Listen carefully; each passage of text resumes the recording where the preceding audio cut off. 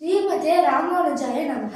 மதுரகவி ஆழ்வார் திருநெல்வேலி அருகில் திருப்போரில் சித்திரை மாதம் சித்திரை நட்சத்திரத்தில் அவதரித்தார். அவர் திவ்ய தேச யாத்திராவாக அயோத்தியாவிற்கு செல்லும் பொழுது அப்பொழுது தெற்கு திசை சூரியன் போல் ஒரு ஒளி தெரிந்தது.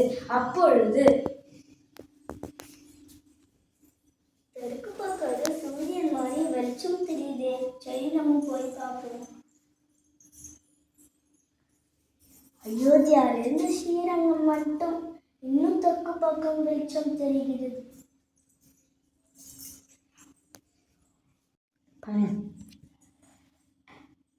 தெற்கு பக்கம் எது சூரியன் மாதிரியே ஒரு வெளிச்சம் தெரிகிறதே, நம்ம போய் பார்ப்போம். அயோத்தியாவிலிருந்து ஸ்ரீரங்கம் மட்டும் இன்னும் தெற்கு பக்கம் இருக்கு. ஆழ்வார் திருநகரி வந்துட்டோமே, இன்னும் கோவில்ல வெளிச்சம் தெரியுது. கோவில் கிட்ட புளிய மரம் இருக்கே, அடியில வெளிச்சம் தெரியுது. அதுக்கடியில யாரோ காண்பிருக்காங்களே. ஆழ்வார் திருநகரி கோயிலில் ஒரு புளிய மரத்தடியில் ஒரு குழந்தை உண்ணாமல் உறங்காமல் பேசாமல் 16 வயது வரை எம்பெருமானை தியானம் செய்து கொண்டு இருந்தார். அப்பொழுதுதான் மதுரகவி ஆழ்வார் அங்கு வந்தார்.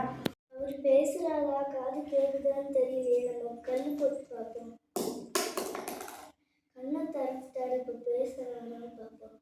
சித்தத்தின் வயிற்றில் சிவன் சிறியது பிறந்தால் எத்தே தின்று எங்கே கிடக்கும், அத்தை தின்று அங்கே கிடக்கும். சுவாமி, இனிமே நீங்க தான் எனக்கு ஆச்சாரியர், எனக்கு வேற யாருமே வேணாம்.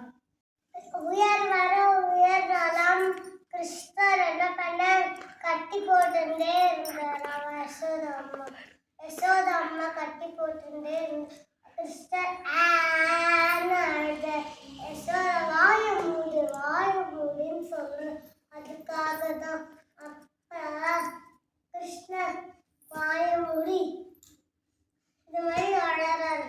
அதுக்காக தான் ஏங்கி எழுதல், இது மாதிரி ஏங்கி எழுதல். அந்த பலமான கிருஷ்ணர் அழறாரு. ஐயோ, மயங்கி விழுந்துட்டாரு. 6 மாசம் ஆச்சு, இன்னும் எழுந்துட்டாரு. இப்ப நான் என்ன சொல்லியிருந்தேன், கிருஷ்ணர் கதை சொல்லியிருக்கேன். கிருஷ்ணர் மோட்சம் கொடுப்பேன், பவிஷ்யத் ஆச்சாரியத்தை இருக்கணும், பத்திரமா வச்சுக்கணும். அந்த பவிஷ்யத் ஆச்சாரியத்தை கூப்பிட்டு